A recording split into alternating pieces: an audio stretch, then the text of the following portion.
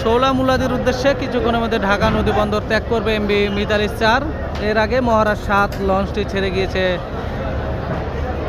আরও আধা ঘন্টা আগে, 8টায় ছেড়ে গিয়েছিল। তো এখন ছেড়ে যাবে এমবি মিতালি 4। তো দেখতে পাচ্ছেন লস্কর কিন্তু আলাদ তুলে ফেললো। এখনই ঢাকা নদী বন্দর থেকে ছেড়ে যাবে শৌলা মুলাদির উদ্দেশ্যে মিতালি 4।